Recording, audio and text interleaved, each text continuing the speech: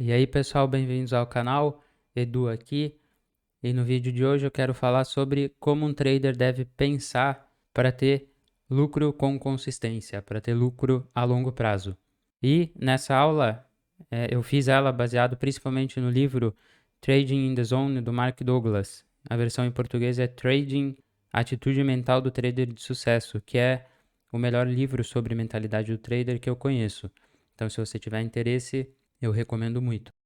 Bom, então para começar, a gente sabe que boa parte dos resultados dos trades, eles podem ser aleatórios. Então, como que a gente espera ter lucro a longo prazo? Como que a gente espera acumular capital baseado numa atividade que tem alguns resultados aleatórios? Né? Porque parece contraditório pensar que desfechos aleatórios podem trazer resultados com consistência. Então, é por isso, é para unir essas duas ideias que a gente precisa pensar em termos de probabilidades. E para entender melhor, é só imaginar a indústria dos cassinos. Os cassinos, eles lucram milhões de dólares por ano. E os jogos de cassino têm resultados aleatórios. E os cassinos, eles são como qualquer outra empresa. Então, eles precisam justificar, por exemplo, para os acionistas ou para o conselho administrativo, como que eles pretendem investir o capital. E como que eles vão justificar os investimentos se a atividade deles é baseada em resultados aleatórios. E é justamente pensando em probabilidades que eles justificam e é assim que eles têm lucro a longo prazo. Por exemplo, no Blackjack, que é um dos jogos de cassinos, um jogo de cartas, o cassino ele geralmente tem uma vantagem de aproximadamente 4,5%. Isso de acordo com as regras que os jogadores aceitam antes de jogar. Isso significa que o cassino ganha em média 4,5 centavos de dólar por dólar que os jogadores apostam, que parece pouco, mas se eles fizerem com que os jogadores apostem 100 milhões de dólares em um ano, o cassino lucra 4,5 milhões de dólares só no blackjack. E no caso do trade, como que isso funcionaria? Quais são as regras do jogo do trade? Bom, as regras são as regras que você vai definir para sua estratégia. Imagina que o gráfico do preço é um baralho de cartas. Com um baralho a gente pode jogar vários jogos, desde que você conheça as regras. Mas para jogar alguma coisa com baralho, você precisa definir, saber as regras e seguir as regras. E no trade é a mesma coisa. Baseado no gráfico, você vai definir as regras do jogo e você tem que jogar o jogo para ter resultados confiáveis. E aí você precisa testar no simulador algum jogo, alguma estratégia que você tenha vantagem probabilística. Então você precisa treinar no simulador, testar uma estratégia um número suficientemente grande para ter informações relevantes. Então, quantas vezes testar uma estratégia no simulador? Pelo menos 100 a 200 vezes, para ter um número confiável e um resultado confiável para poder partir para a conta real. Mas por que é tão difícil pensar em termos de probabilidades?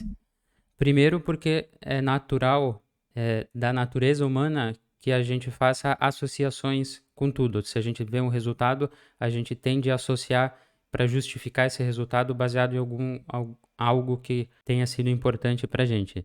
Mas no livro do Mark Douglas, ele destaca como um dos principais motivos para essa nossa dificuldade o fato de existirem dois níveis de percepção, né? Um nível micro e um nível macro. Como assim? Para entender melhor, vamos ver um exemplo de uma moeda, jogar cara ou coroa. Se a moeda não for viciada, cada um vai ter 50% de chance de ganhar cada rodada. Mas num nível micro, a gente tem que entender que cada rodada é independente das outras e vai ter um resultado aleatório. Não é porque na última rodada caiu cara que agora vai cair coroa. Não é porque nas últimas 3 rodadas caiu cara que agora vai cair coroa.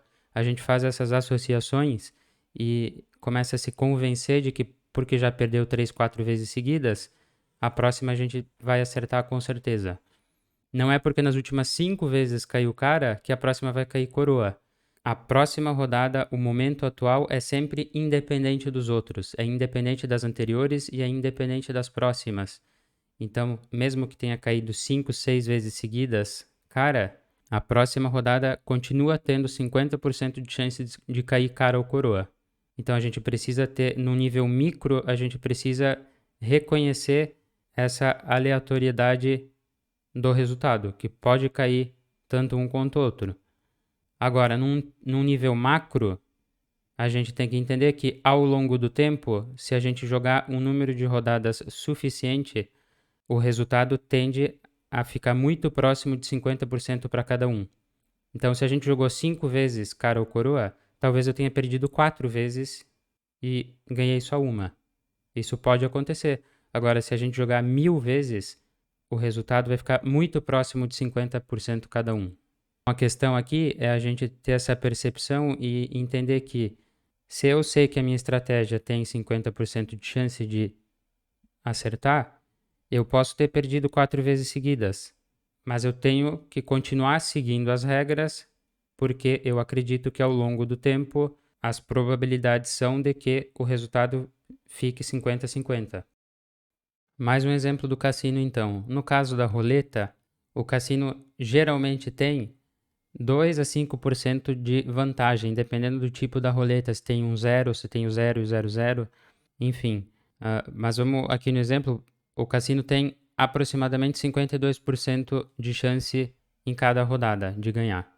Isso quer dizer que o cassino vai ganhar sempre? Tem esse ditado, né, que o cassino sempre ganha. E em partes é verdade. Em termos macro, ele sempre ganha, porque ele tem a vantagem em termos de probabilidade. Quanto mais vezes eles jogarem, mais próximo de 52% ele vai ficar. Agora, em termos micro, em que cada rodada é independente e é um momento único, ele vai ter ainda 48% de chance de perder. Então, os jogadores vão ganhar, e às vezes vão ganhar bastante dinheiro. Mas o dono do cassino não se preocupa com isso, porque ele sabe que as probabilidades estão do lado dele e que ele pode ter perdido muito agora, mas com o passar do tempo ele vai recuperar desde que os jogadores continuem jogando. Entendeu? Porque imagina, se a roleta só pudesse ser jogada 5 vezes no ano, ele não ia investir muito dinheiro, porque 5 vezes é muito pouco. Em termos micro, ele pode perder só com 52% de chance, ele pode perder todas as vezes. Agora, se em um ano ele sabe que a roleta vai rodar milhares de vezes, ele sabe que quanto mais vezes a roleta rodar, maior é a vantagem dele, mais perto de 52% ele vai ficar. Então ele não se desespera quando perde algumas vezes seguidas. Então, se você tomar loss algumas vezes seguidas, é claro que você tem que limitar o número de perdas seguidas, mas perder 2, 3 vezes seguidas faz parte, vai acontecer e você não pode mudar a estratégia porque aconteceu isso, desde que você tenha testado ela de forma apropriada no simulador. E como isso funcionaria no trade? Imagina que você testou uma estratégia, independente da ferramenta, se você estava usando suporte de resistência, rompimentos, enfim, indicadores, padrões gráficos, enfim, você criou uma estratégia, definiu pontos de entrada, definiu pontos de saída, tanto em caso de vitória como em caso de derrota, o stop loss, e você testou 100 a 200 vezes no simulador. O jogo, né, que você criou com o baralho, que é o gráfico, é a sua estratégia de trade. Você criou esse jogo, então você vai jogar esse jogo agora. No jogo que você criou, você testou no simulador, né, várias vezes e viu que tem uma taxa de acerto de 60%, num nível macro. Quanto mais vezes você operar seguindo as regras que você criou, a tendência é que você chegue próximo de 60% de acertos. Mas num nível micro, você tem que entender que a cada trade que você entrar, você pode perder. Você não sabe o que vai acontecer. Não é porque você perdeu 4 vezes seguidas que no próximo você vai acertar. E é por isso que você não pode se convencer de que sabe o que vai acontecer. Porque imagina, se nesse exemplo, é só um exemplo aqui, né? Mas ó, se cada setinha aqui foi um trade que seguiu as nossas regras, que a gente deveria ter entrado, imagina que esses 4 de baixo teriam dado certo e os 3 de cima teriam dado errado. O que importa aqui é que você não pode ficar julgando ou se convencendo antes do trade de que ele vai dar certo ou vai dar errado. Você tem que entrar. Se preencher os critérios de entrada, você vai entrar.